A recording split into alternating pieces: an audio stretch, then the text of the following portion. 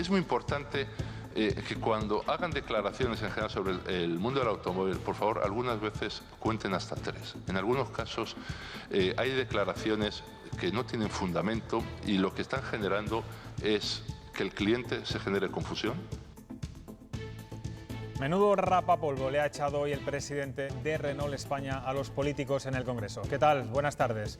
El presidente de la Asociación Española de Fabricantes de Automóviles advierte a los diputados que no frivolicen con el sector porque ya bastante tocado está y es vital para la economía española y sobre todo de Castilla y León. Y también hoy se empiezan a oír las primeras voces críticas por la decisión de la Junta, avalada por el Gobierno, de dejar a Salamanca, Ávila, Segovia y Soria en fase 2. El resto pasan a la siguiente, aunque los movimientos se siguen limitando a la provincia. Burgos, que como recordarán fue la primera en la que se detectó un brote de coronavirus en marzo, el lunes avanza en la desescalada. Leticia Gutiérrez. Así es, y aunque no haya demasiadas diferencias con respecto a la fase 2, lo cierto es que en Burgos estamos un poco más cerca del fin de las restricciones de movilidad. La satisfacción aquí contrasta con la decepción en las provincias que no pasan. El alcalde de Soria asegura que la cercanía con Madrid no es criterio para no avanzar. Que no es entendible, lógicamente, ¿no? Que se vuelva a poner como justificación la cercanía con Madrid. Creo que es mucho más claro, mucho más transparente, mucho más responsable, diría, poner encima de la mesa, ¿no?, pues la realidad, ¿no?, que es la evolución de la pandemia, la propia frágil respuesta sanitaria, ¿no? Primer día de clases para preparar el examen de la EBAU. Los alumnos tenían ganas de verse y de tener a un profesor tan cerca para explicarles las dudas. Se han apuntado la mitad de los que se examinarán a principios de julio. Vuelven a abrir los cines después de 3 meses cerrados, aunque no todos y claro, sin estrenos en la cartelera. María Ramos está en los cines del mayor centro comercial de Castilla y León. ¿Ha habido muchos cinéfilos en las salas? Muy poquitos. Ahora mismo, por ejemplo, en una de las salas hay solo un espectador viendo una película. En toda la tarde se han vendido aquí 41 entradas y un viernes, en circunstancias normales, habrían pasado más de 400 personas. Empiezan a abrir los primeros cines en Castilla y León con el aforo al 30% y con la misma cartelera que tenían en marzo cuando cerraron, porque para los estrenos, los grandes al menos, habrá que esperar hasta mediados de julio. Y después del viento y el frío, las lluvias y la nieve nos van a dejar una gran borrasca. Nadine, esperamos tiempo más tranquilo y cada vez más caluroso. Mañana ya volveremos a máximas de 20-22 grados y el domingo rondaremos los 25.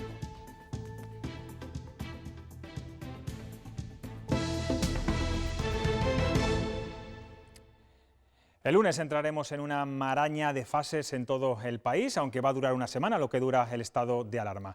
3/4 partes de España pasan a la fase 3, Galicia entra en esa nueva normalidad y 5 provincias completas, entre ellas 4 de Castilla y León, se quedan en la fase 2, aunque ya saben que no vamos a poder movernos entre provincias en nuestra comunidad. Nos vamos ahora hasta Burgos, porque fue la primera provincia donde se detectó un caso de coronavirus, en un brote de coronavirus en marzo. Ahí está Leticia Gutiérrez. Bueno, ya vais a pasar el lunes a la fase 3. Así es, José Luis, buenas tardes. El lunes Burgos estará en fase 3, se ha confirmado hoy por el Ministerio de Sanidad, justo cuando se cumplen 3 meses desde que Miranda de Ebro fuera cerrada por miedo al coronavirus. Por aquel entonces había 34 casos positivos allí. Fue el primer foco de toda Castilla y León. Poco después tomó la misma medida Burgos capital y lo cierto es que durante el estado de alarma ha tenido esta provincia un comportamiento mejor que otras, a pesar de haber empezado peor. Lo cierto es que Burgos será una de las 5 provincias que el lunes estén en fase 3 en Castilla y León, en esa ansiada última fase de la desescalada.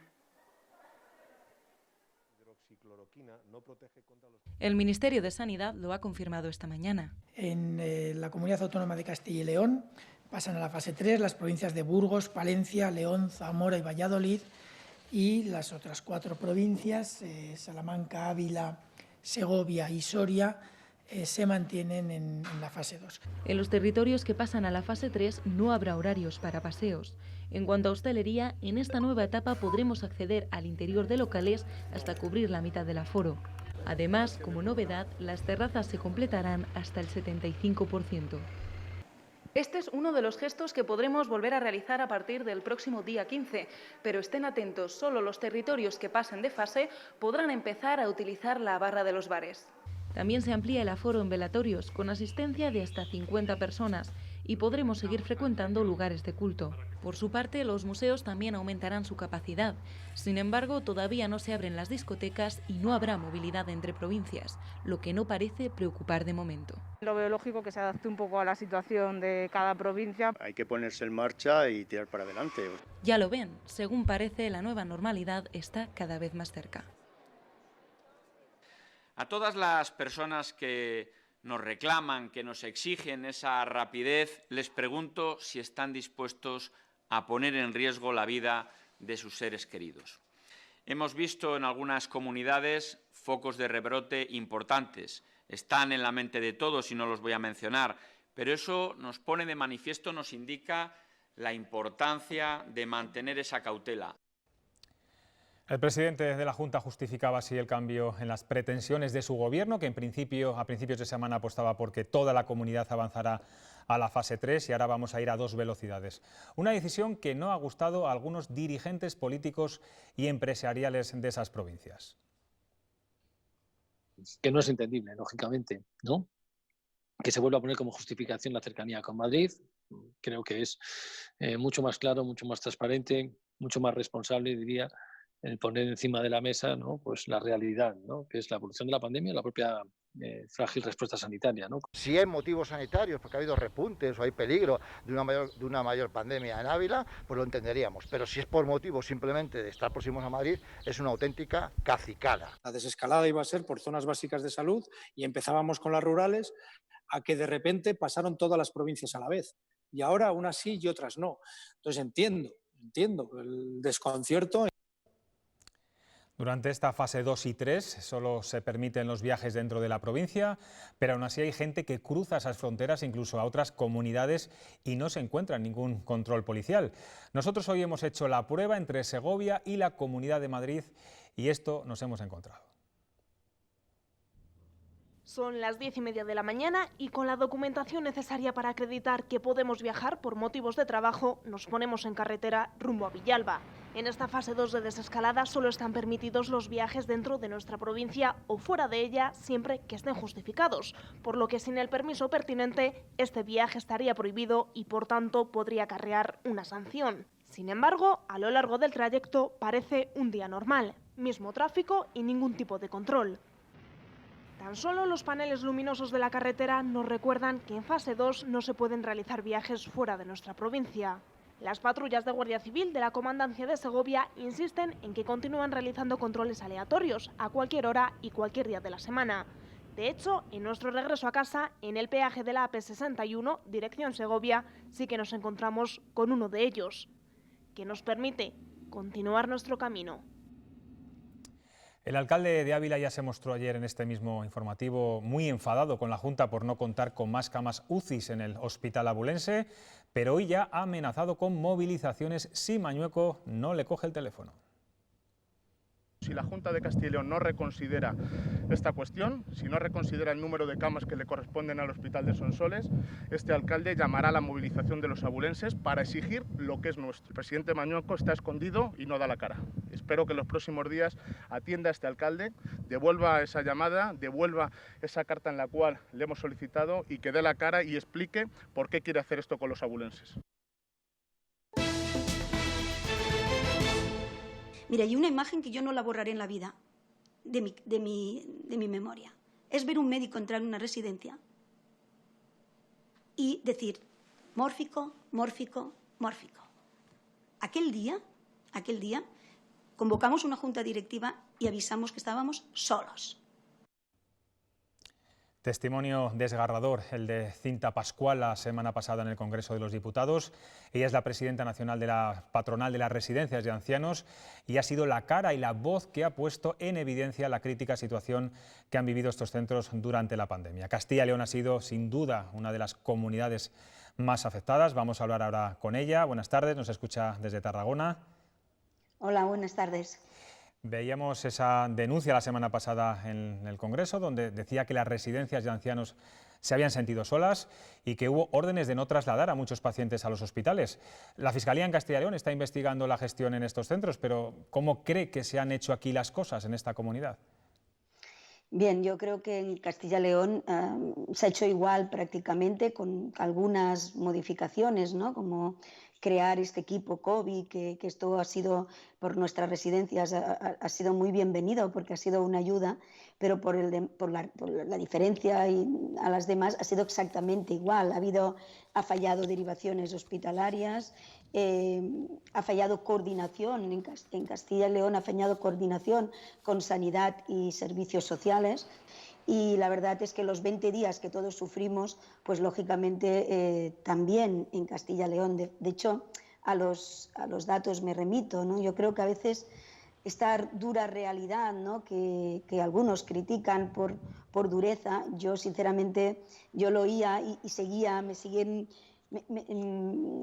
emocionando el hecho de haber sufrido lo que hemos sufrido, porque aún no nos damos cuenta de lo que ha sido esto, porque tenemos una carga emocional, todas las residencias y profesionales de España, que no se lo pueden imaginar. Sí, también conocíamos ayer que el Ministerio de Sanidad, como responsable del mando único, publicó una orden el 24 de marzo, en lo más duro de la pandemia, en la que pedía a las comunidades modificar el uso de los centros residenciales para su utilización como espacio de uso sanitario. Es decir, ¿les recomendaba de alguna forma que les atendieran en las residencias?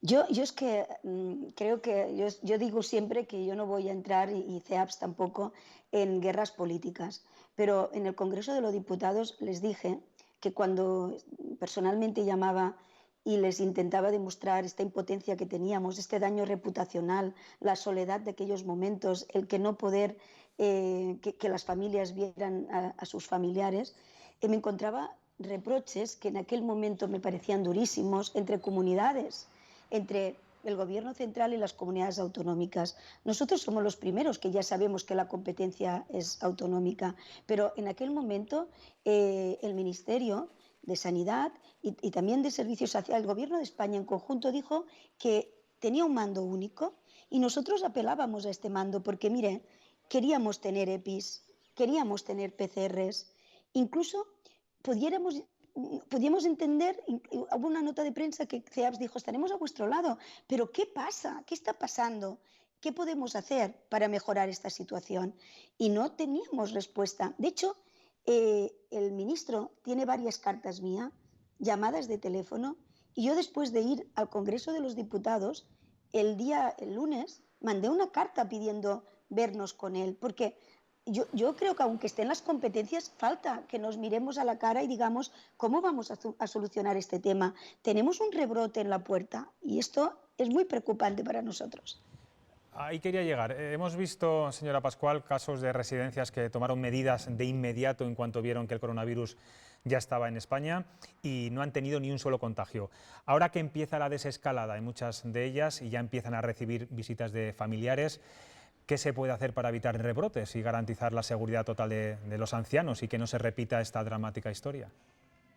Mira, yo creo, y esto intento decir a todos los compañeros, que nosotros no tenemos la seguridad, no dormiremos tranquilos hasta que haya una vacuna, porque ya hemos visto cómo afecta a los mayores. Por tanto, tenemos que proteger muchísimo a estas personas tan vulnerables. Yo creo que tenemos un perfil de personas con muchas patologías, con demencias, y necesitan que de alguna manera se proteja. Para eso necesitamos que no fallen los equipos de protección, los llamados EPIs. Por ejemplo, en Castilla y León nos han dicho que a partir del 1 de junio ya no van a pagar estos equipos de protección. Es un error. Nosotros pedimos que cada mes haya siempre en todas las residencias stock para aguantar un mes. Y esto nos lo tienen que garantizar todas las administraciones. Necesitamos PCRs, pero no uno. Dura hasta 3 meses la infección en los mayores y tenemos que ir repitiendo y viendo cómo evoluciona, y si tienen anticuerpos, en qué situación están. Necesitamos herramientas y los EPIs y los PCRs lo son. Y después esta coordinación sanitaria que tanto se habla, que tanto reclamamos desde CEAPS, pero también queremos participar. ¿Qué apoyo médico vamos a tener? ¿Cuántas horas al día? ¿Cuántas enfermería vamos a tener? ¿Por qué no participamos? Queremos participar en los protocolos, unos protocolos que en momentos muy álgidos de la pandemia el perfil de nuestros mayores no estaba reflejado en estos protocolos. Por eso CEAPS ha pedido participar en estos protocolos. Cosas evidentes como, por ejemplo, tener informatizadas las residencias y poder pasar datos. No estarán de acuerdo conmigo que ha sido un infierno lo de los datos. Aún ahora no sabemos exactamente qué ha pasado y dónde están. Por último, ¿cree que la imagen de las residencias, tanto públicas como privadas, sale muy dañada de todo esto y que no sé si a partir de ahora mucha gente preferirá cuidar a sus mayores en casa o buscar otras fórmulas intermedias antes de llevarlos a una residencia? Mire, yo creo que el daño reputacional es imperdonable porque ha sido un sector que ha luchado con nada prácticamente y yo creo que no nos merecemos este daño reputacional.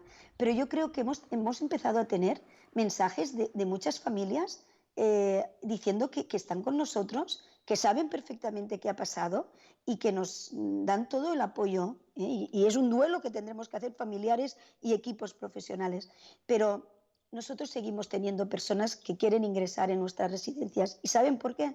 Porque hay una cara de la dependencia muy dura, que es aquella cara de 24 horas al día, 365 días al año. Y las familias con muchas ganas de cuidar no tienen ni el tiempo ni los recursos para poder hacer frente a esta situación y necesitan ayuda, necesitan más plazas públicas. Por eso hay que tener más financiación. Necesitamos en nuestro país terminar con estas largas listas de espera. Por lo tanto, el daño está hecho y es reputacional, pero sobre todo moral y emocional. Pero las familias, los mayores, confían en nosotros, pero también es cierto que debemos hacer una red de servicios a domicilio con plataformas, centros de día, que la gente vaya más tarde a una residencia porque quiere estar en su casa. Y nosotros como sector queremos ofrecer estos servicios y cuando lleguen a una residencia tienen que ser los servicios que son de mucha profesionalidad. Pues toca ahora remontar esa imagen reputacional, como decía usted, de las residencias, que son un servicio esencial. Gracias, Cinta Pascual, por atender a Castilla y León Televisión. Muchas gracias y buenas noches. Pues hoy en la Junta Directiva del PP, el presidente Fernández Mañueco ha hablado de esta polémica y niega las críticas a la gestión de la Junta en las residencias de ancianos. Entre mediados de marzo y mediados de abril, el 25% de estas derivaciones hospitalarias se produjeron en ese primer mes. Esto rebate a quienes quieren utilizar la tragedia de las personas, de muchas familias, para atacar a la Junta de Castilla y León con demagogia y con falsedades. No escuchéis el ruido que distorsiona la realidad.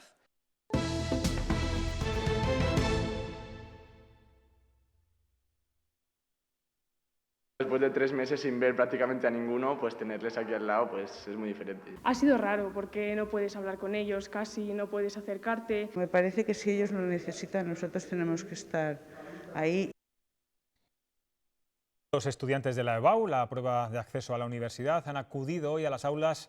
250 centros han abierto en Castilla y León para preparar este examen que se celebra la primera semana de julio. Después de meses estudiando en casa, por fin tienen a un profesor presencial que les resuelva las dudas. Vuelven a las aulas para preparar la EBAU, aunque la primera lección es distinta. Vais a entrar todos los días por el colegio por la misma puerta y salimos por la otra. A la tensión de esta prueba se suman ahora las medidas de seguridad. Con miedo, cada vez quedan menos días y se pasa muy rápido el tiempo. Lo que me da algo más de pavor es el hecho de estar agobiado con la mascarilla. Geles hidroalcohólicos, marcas en el suelo, pupitres más separados. Todo es nuevo en esta particular vuelta al cole. Es como te veo, pero a 2 metros. No es lo mismo que tenerle, como siempre, a tu lado. 5.200 alumnos se reencuentran hoy con sus profesores. Atrás quedan meses de estudio en casa sin saber qué sucedería. Hemos tenido que poner mucho nuestra parte y encima mucha incertidumbre porque no teníamos ni idea de lo que iba a pasar y han tardado como mucho en dar respuestas. Y para encontrarlas, ahora los tienen a ellos sin una pantalla de por medio. Me parece que si ellos lo necesitan, nosotros tenemos que estar ahí. Ven la cercanía, el trato constante que tenemos hacia ellos y eso les tranquiliza. Por delante les quedan 2 semanas para resolver dudas y calmar sus nervios.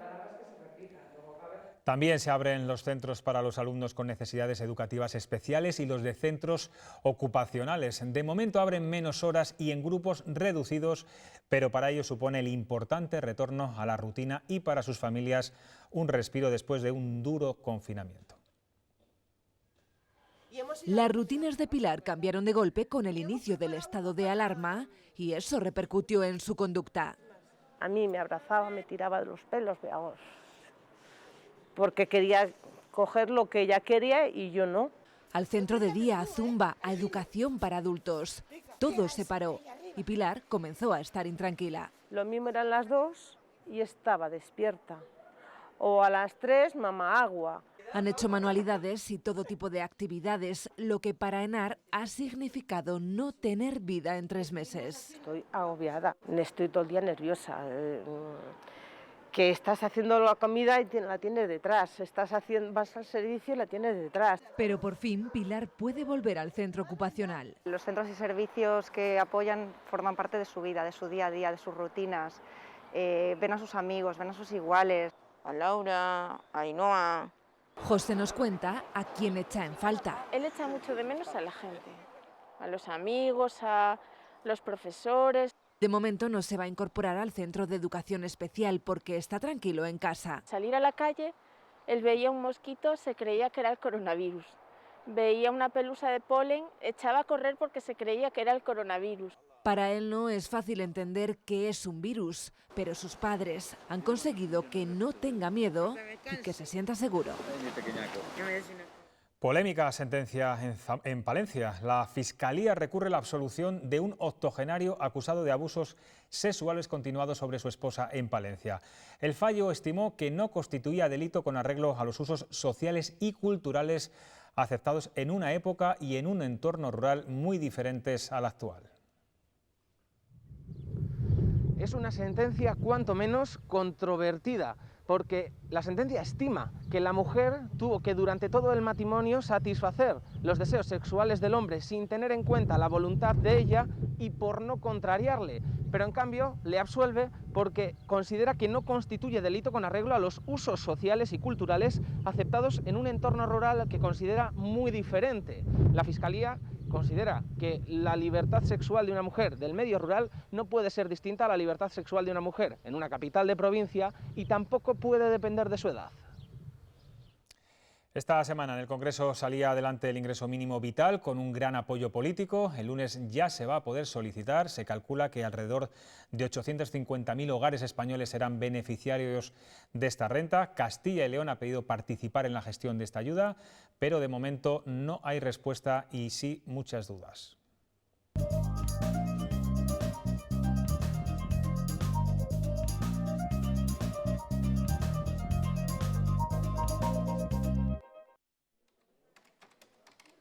Nos metemos en la web del Instituto de Seguridad Social y encontramos un simulador para saber si podríamos ser beneficiarios del ingreso mínimo vital.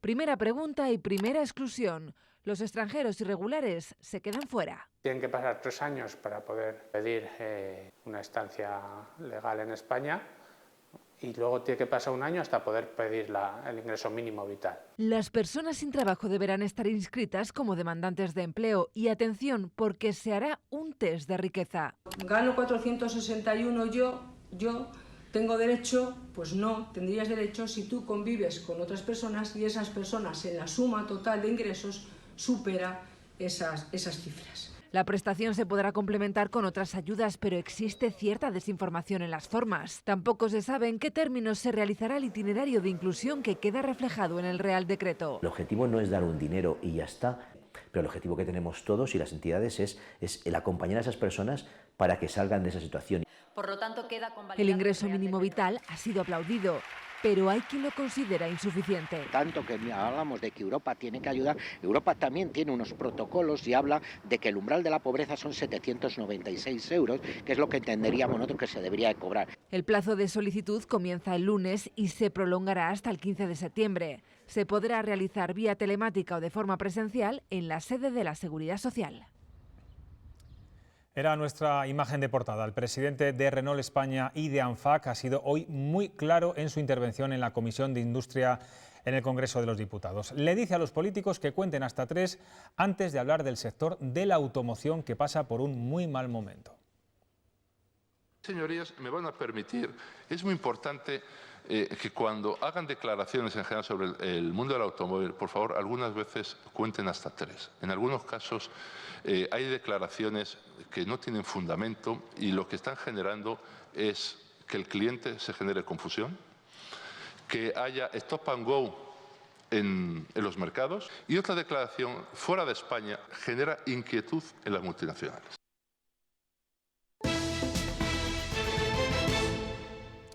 Vamos ya a la página política. El PSOE da de plazo a la Junta hasta el 21 de junio para que planifique la apertura de todos los consultorios locales de la comunidad y le reclama el cumplimiento de lo aprobado el miércoles en las Cortes Regionales. La Junta le ha acusado hoy de poner en riesgo la seguridad con propuestas irresponsables.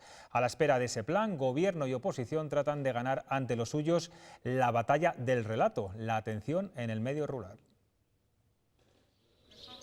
Llevan semanas en el foco del debate. Los consultorios locales. ¿Que los consultorios están abiertos? ¿Consultorios? Consultorio. Ay, no abren el consultorio. ¿Algún consultorio? Han sido la bandera de unos. Nosotros nos hemos ocupado y preocupado de que se reabran los consultorios médicos. Y el argumento de la responsabilidad de otros. Que no podemos mezclar pacientes con COVID con pacientes no COVID. Como en toda batalla, se ha tirado de munición propia y ajena. Pedí al ministro Illa que por favor les explicara. La señora Armisen, que debe ser una roja peligrosa. El miércoles una votación en las Cortes propiciaba el consenso. Volverá la atención presencial a los 3.600 consultorios de la comunidad. Y ahora la que se libra es otra, la batalla del relato. Que la política sirve. Que la cita previa no era un capricho. El PSOE se apunta un tanto que para la Junta no era más que una cuestión telefónica y la guerra continúa. Claro que estaban cerrados, claro que siguen cerrados. Hay quienes ponen en riesgo la seguridad y la salud de la gente con propuestas irresponsables. En la práctica hay municipios, como hemos podido comprobar, donde ya están abiertos. Para los que no, los socialistas marcan una fecha, el próximo 21 de junio. 2 horas ha durado la cumbre que han mantenido Gobierno y Ciudadanos esta mañana en la Moncloa para evaluar los pactos que le han servido al Ejecutivo para mantener el estado de alarma. Sobre la mesa, la creación de una comisión para evaluar la crisis derivada del COVID y, lo más importante, para preparar un escenario de posible rebrote del virus en otoño. Moncloa, Álvaro Lúa, ¿qué es lo que se persigue en esta reunión? Pues dice el portavoz de Ciudadanos, buenas noches José Luis, que es el momento de pensar en el plan B que permita al Gobierno actuar sin declarar el estado de alarma ante un posible rebrote del virus. En julio habrá una nueva reunión de este pacto que, según Edmundo Val, no convierte la formación naranja en socio del Gobierno, de un Gobierno que ha calificado de Frankenstein. Este calificativo no ha sentado muy bien, la verdad, a la vicepresidenta Carmen Calvo, que ha recordado a Ciudadanos qué papel está jugando en esta etapa. Ciudadanos sufrió un varapalo electoral impresionante y también habría pensado que con sus 10 escaños puede ser muy útil. Y si Ciudadanos quiere ayudar ahí, desde luego el Gobierno tiene claro que cuanta más gente ayude, mejor. Seguiremos siendo un partido de oposición, seguiremos tendiendo la mano, sin embargo, con ese carácter propositivo, con ese carácter de partido responsable, de partido de Estado, de partido que hace política útil. Todas aquellas iniciativas políticas y acuerdos que quiera generar el Gobierno, primero los tiene que tratar con nosotros. Si cumplen su palabra, pues deberían hacerlo. El depósito tiene unos litros, pero oiga, ojo a visor, estamos, Anteayer comparecía el delegado del Gobierno en Madrid por un supuesto caso de prevaricación por la manifestación del 8 de marzo y hoy la juez archiva provisionalmente el caso por no encontrar indicios suficientes de delito. La jueza Rodríguez Medel deja de investigar a José Manuel Franco por la manifestación del 8M. Con este auto, la magistrada archiva la causa de forma provisional, porque no puede probar que el delegado del Gobierno en Madrid tuviese conocimientos del riesgo sanitario que se corría. El adjetivo provisional es mientras no haya indicios o se aporten nuevas pruebas de que el hecho en sí puede constituir un tipo delictual, o hasta que el delito pueda prescribir. El Gobierno dice que ya preveía que la jueza iba a obrar así. No teníamos ninguna duda de que esa causa se iba a archivar porque en ningún momento por parte del delegado del Gobierno se ha cometido ningún hecho delictivo. Respetar las resoluciones judiciales es compatible con exigir responsabilidades políticas.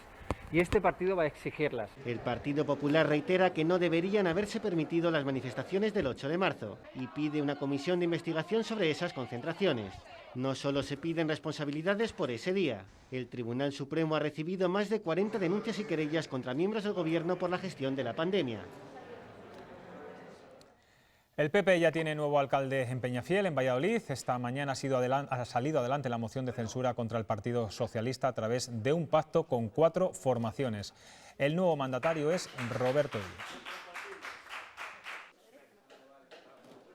Peñafiel no puede perder más tiempo, no puede descolgarse, no puede quedarse detrás en la toma de decisiones de calado. Sigo pensando que hay que estar muy vigilantes con este nuevo gobierno, pero usted no entendió que estaba en minoría, que estaba gobernando al final en minoría. Lo hacen ustedes bajo un estado de alarma decretado por el Consejo de Ministros, debido, como saben todos ustedes, a la pandemia que está sufriendo nuestro país y también todos nosotros.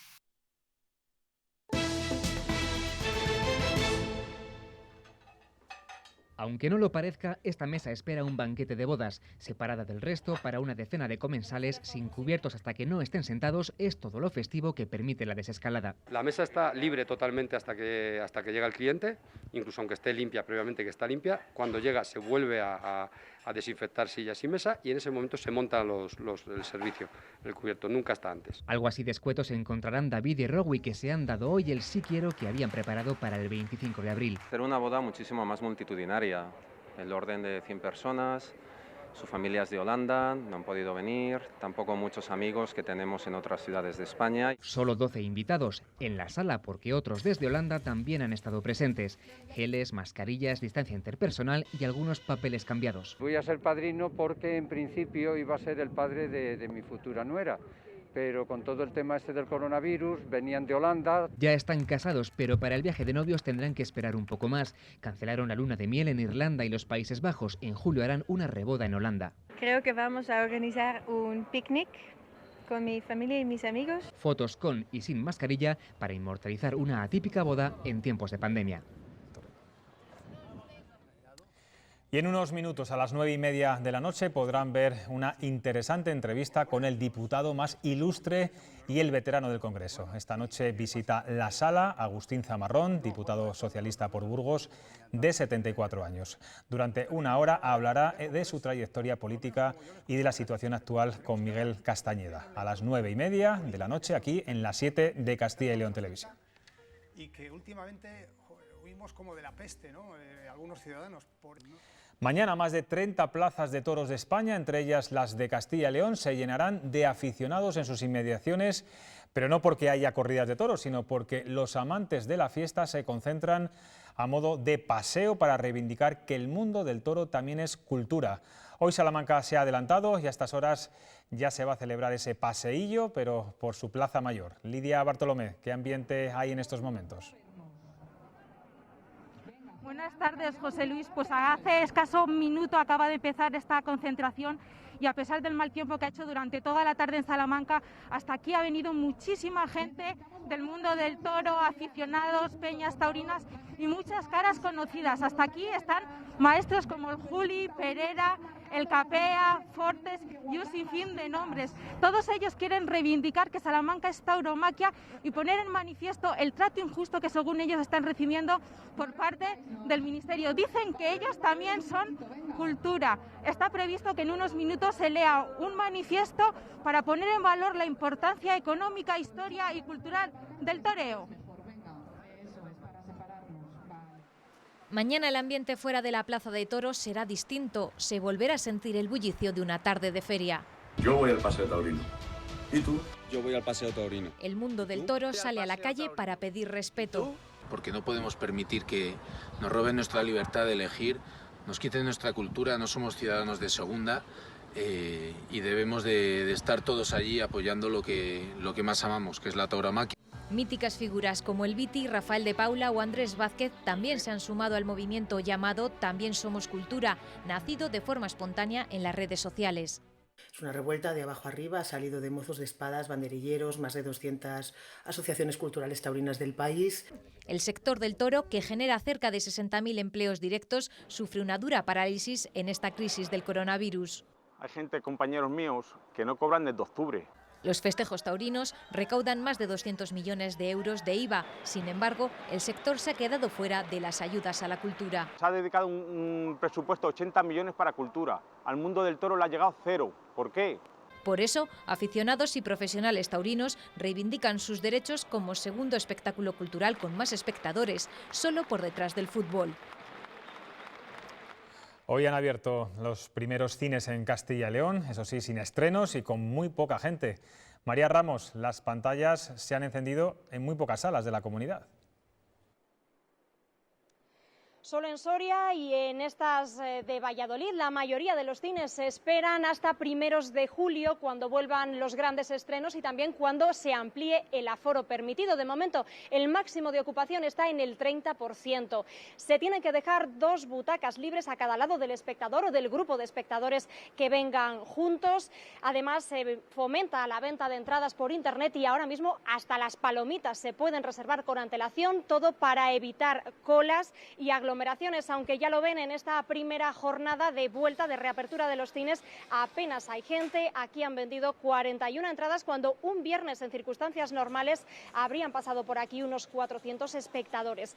Nosotros esta tarde lo que más hemos visto han sido parejas que solían venir mucho al cine y que lo echaban de menos. Somos bastante cinéfilos y siempre nos gusta mucho el cine, entonces hemos visto que ya hoy por fin se abría esta sala y hemos dicho vamos a aprovechar. Es un poco extraño porque normal siempre, además en viernes está más lleno. Lo echaba de menos, sí me apetecía mucho venir ya y por eso hemos elegido hoy. En principio íbamos a ver la que le han dado algún premio de Parásitos, pero luego hemos cambiado y hemos cogido otra por horario. Y cuando ya los mercados cinematográficos están más o menos igual, las distribuidoras lanzarán sus estrenos a nivel mundial, como suelen hacer. Ahora mismo prevemos que a partir de julio, primera quincena de julio, empiecen a llegar títulos importantes. Pues efectivamente, los estrenos en la gran pantalla se van a retrasar y de momento en el arranque de estas salas solo se proyectan películas que estaban en cartelera cuando se produjo el cerrojo a mediados de marzo por el coronavirus. Entre ellas, los espectadores podrán elegir entre la acción con Vin Diesel en Bloodshot o la intriga con El hombre invisible. Para disfrutar de la nueva entrega de Wonder Woman habrá que esperar a mediados de agosto y los cinéfilos amantes de la saga del agente secreto James Bond, que se había estrenado en abril, finalmente no podrán verla hasta mediados de noviembre. Con cine, aunque no sea de estreno, nos despedimos, llegan ya los deportes, buen fin de semana. Aún no he descubierto los tuyos.